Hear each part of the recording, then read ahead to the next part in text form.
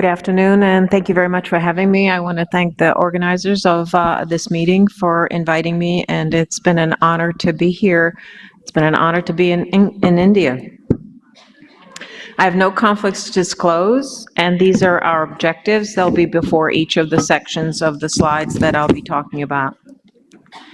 So addressing our first objective, WHO has had a global strategy on diet, physical activity, and health since 2004. And unfortunately, I'm here to report that really that has not been implemented so well throughout the world, and I'll show you the data for that. More recently, in 2024, WHO has this report, and that shows that obesity incidence has significantly increased in adults since 1990, and it's quadrupled in adolescents, which is really more alarming. In 2022, 43% of adults age 18 and older were living with overweight, and 16% were living with obesity. And I think those are staggering statistics. These are worldwide, and unfortunately, the United States leads the world in this. You could see that from the next slide.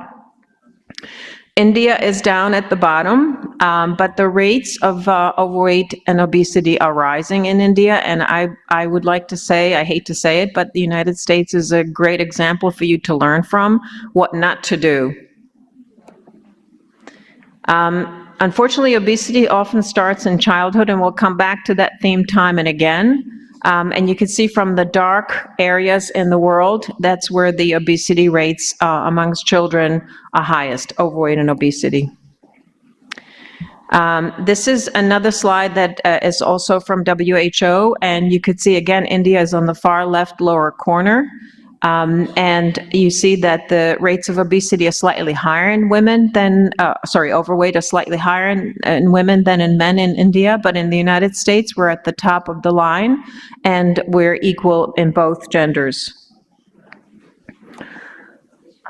The impact of obesity is not just on the patient and their health, and we'll talk about that significantly, but it's also on the cost to the country in terms of healthcare costs. And we have seen that dramatically rise over the last couple of decades, and I'll show you that number. But it is important to understand that obesity has been linked clearly to diseases such as hypertension, heart disease, diabetes, stroke, musculoskeletal disease, and some of the most common cancers, and we'll talk about those more in detail in a little bit. You could see the increase in cost, healthcare cost, and just think about what you could do with those healthcare dollars if we could use them for prevention of other conditions. And the last point here shows you how much our annual costs are now. The previous ones that were cited were for decades. As I mentioned before, childhood obesity is a really significant problem because it tends to lead to obesity in adults, and encouraging physical activity and healthy diet in childhood is absolutely critical. And I think this is where very often women are ones who are in charge of the household and are in charge of the diet for the family. Can make a difference. So our second objective is coming up now. And what I'd like to do is kind of indicate to you where potentially OBGYNs will have a role, which we'll discuss later. In this particular paper, the maternal risks that were known to be associated with obesity are listed here. I think the second bullet point I'd like to point out to you as almost more important because these women are less likely to initiate and maintain breastfeeding. And as I mentioned before, and it's a theme time and again, obesity begins in childhood. Babies that are breastfed are much less likely to be overweight. They're less likely to be overfed. In terms of risk to babies, I think you're all very familiar as OBGYNs what the potential risks are. I think, again, the second bullet point I'd like to draw your attention to that perhaps that's new information. Mother's obesity results in epigenetic changes in the fetus, which result in increased risk of both metabolic disorders and obesity in the future life. So again, we as OBGYNs have the opportunity to affect two lives in a very different and profound way. There are a number of gynecologic conditions that are associated with obesity. I won't spend time on them because I have limited amount of time to discuss this, but as a GYN oncologist, I'd like to spend a little bit of time on cancer since that's potentially a life-limiting condition. There are risk factors for development of cancer that are modifiable, and you could see in the primary modifiable risk factors, obesity reigns supreme. It's very often associated with an unhealthy diet and physical inactivity, and so those are 3 out of the 5 that are listed here that we potentially can have an effect on. The mechanism of action of developing malignancy is really complex and is listed here in multiple ways. For any of you who are interested in this, this was an excellent review article. It's listed down here with the citation if you're interested in learning a little bit more. In OBGYN world, we always focus on the hormonal issues, such as increasing a risk of endometrial cancer with estrogen excess. However, the chronic inflammation, which leads to epigenetic changes in cells that can lead to early development cancer, and some of these other issues that are identified here also increase the risk of metastasis. So more aggressive behavior. Finally, immune function is diminished in women with obesity, and a natural killer cell activity results in less apoptosis, and that is programmed cell death, which can also lead to increased risk of malignancy.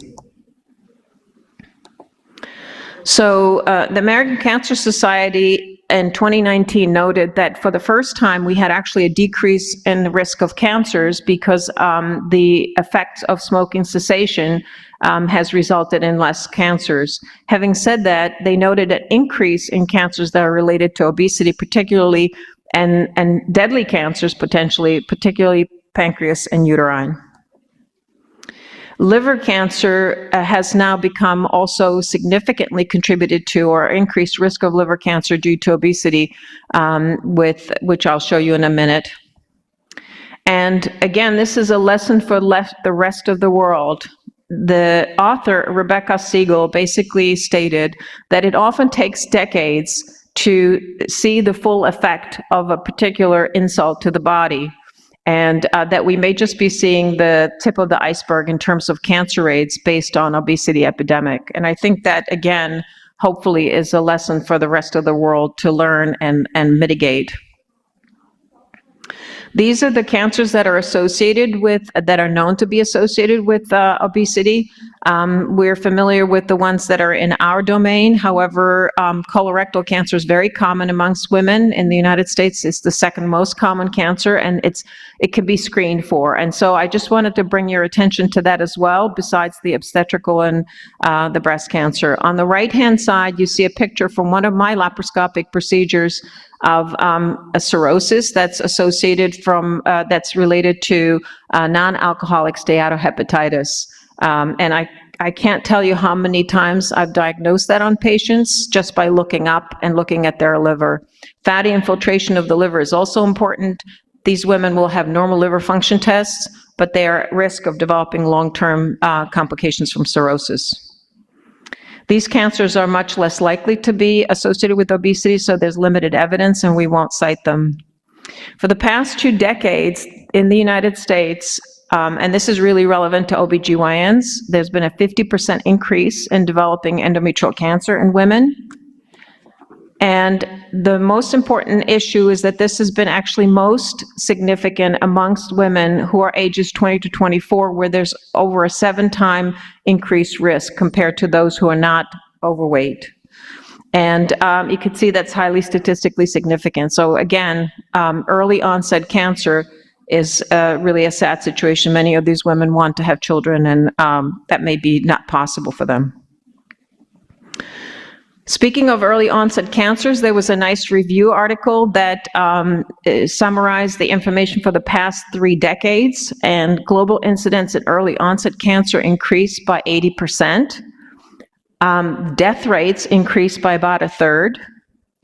And these cancers that are listed here were had the highest mortality and disability adjusted life years in 2019.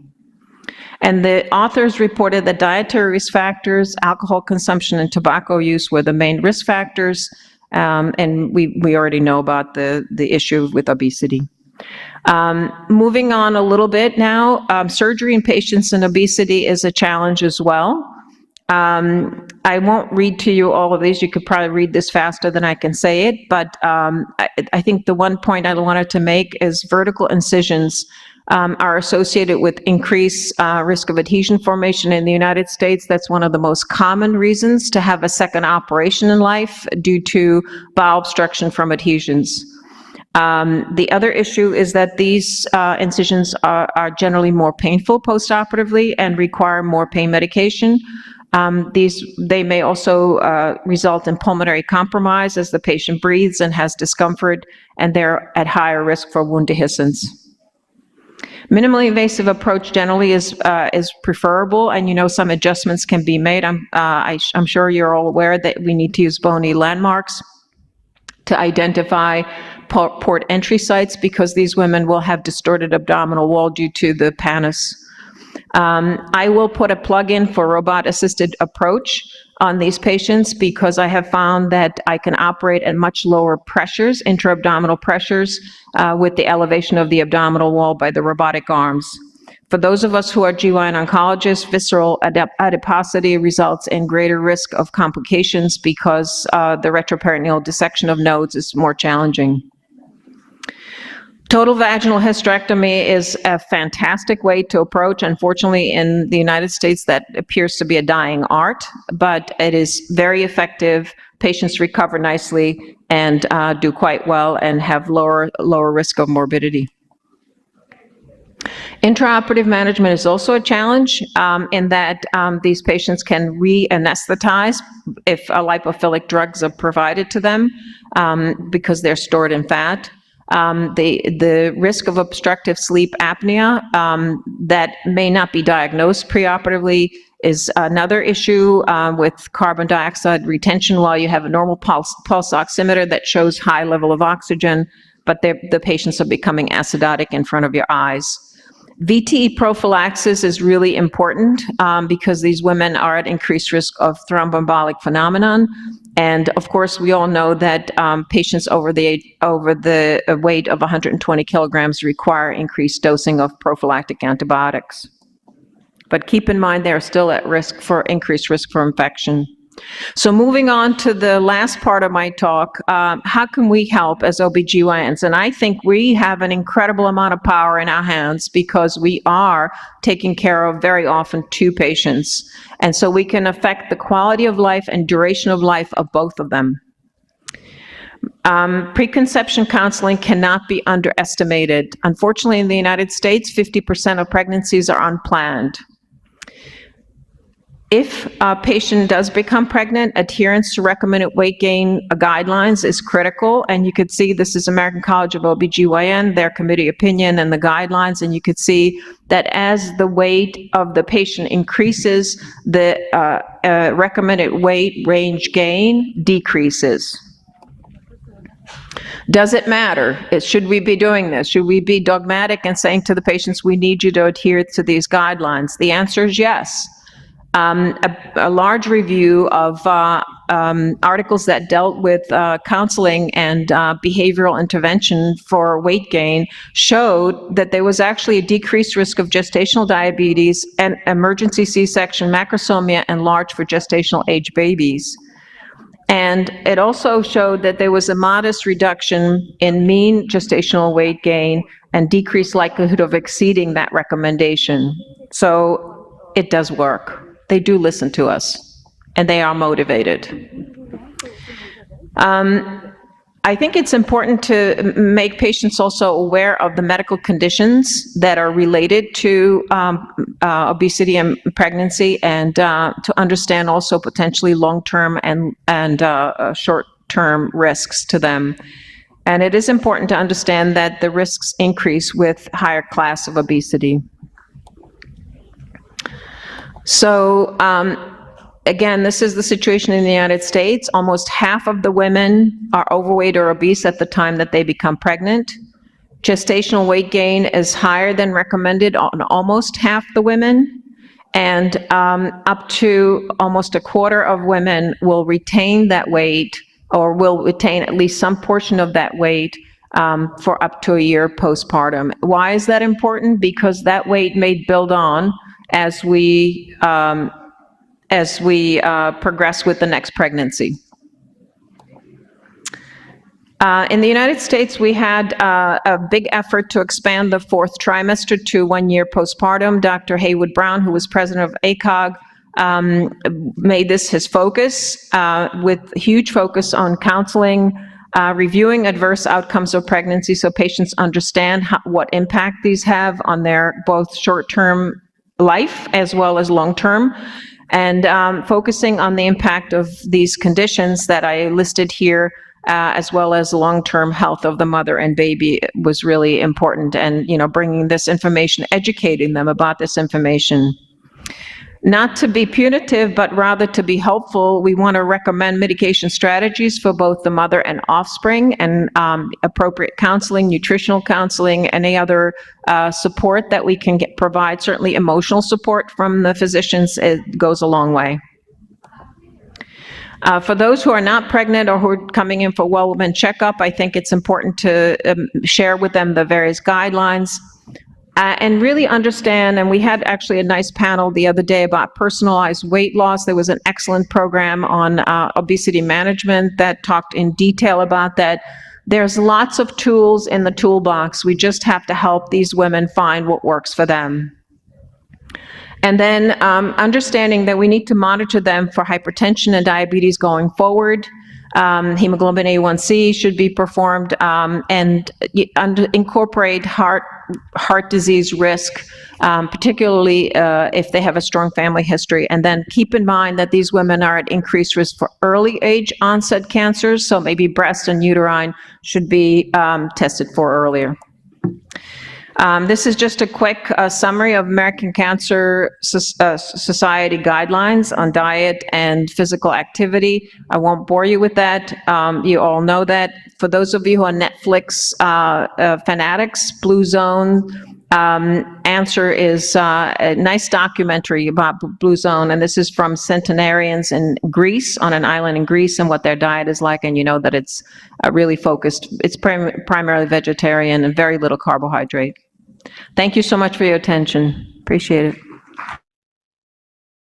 The GLP-1 and 2.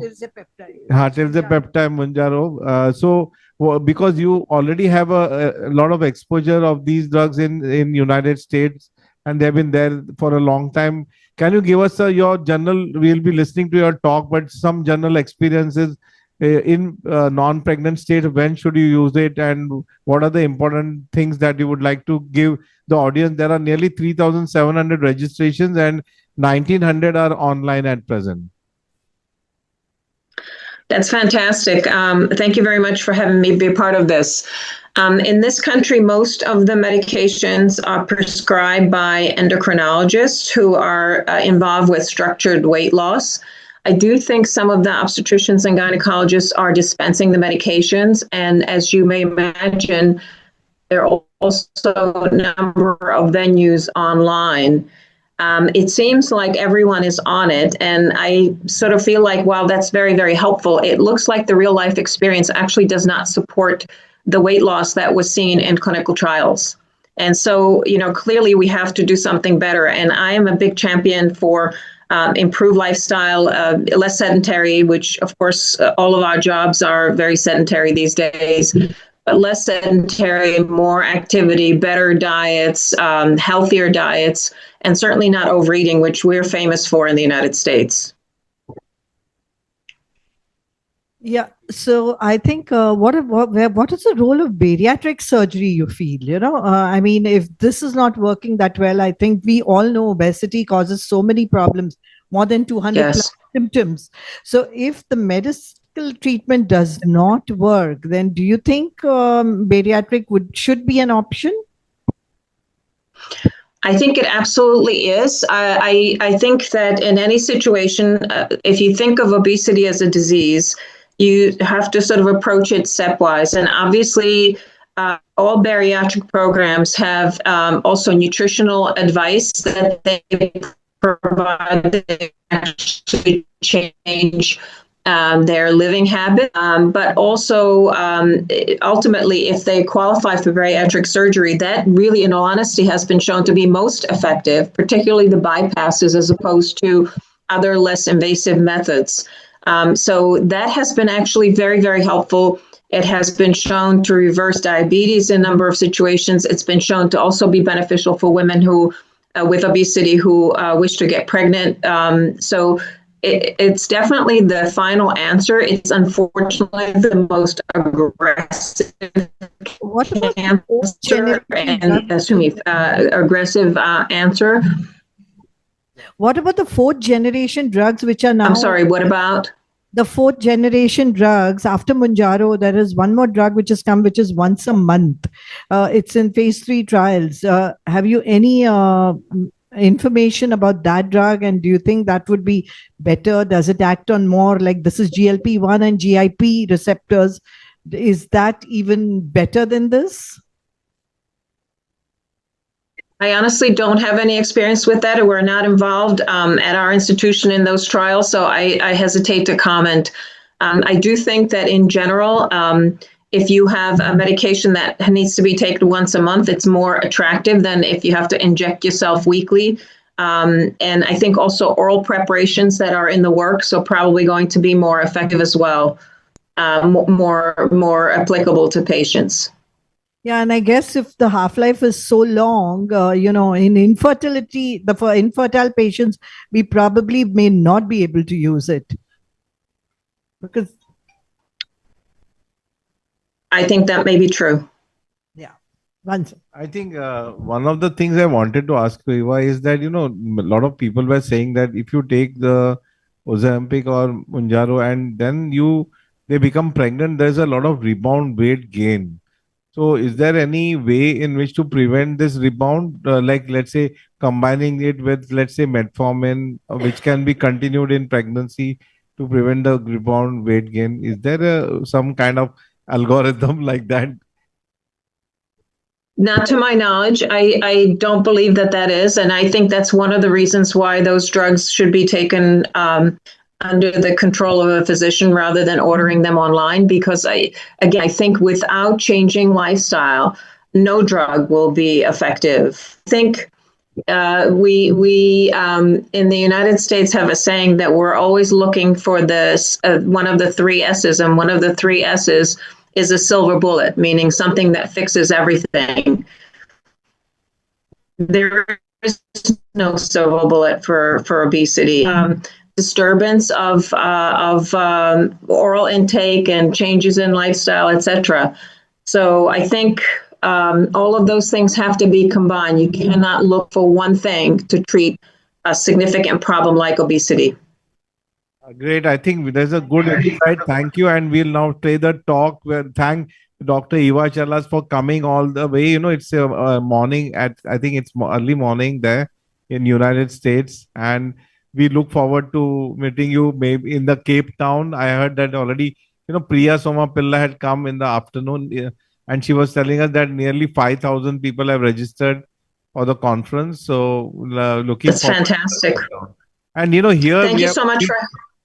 Eva, we have 3,700 registered here, 1,900 are online. So it's quite a good... Incredible. What a success. Congratulations. And best wishes on your election process there in Cape Town. Thank you for having me. Thank you. We'll Pleasure. Thank you. Bye. Thank you.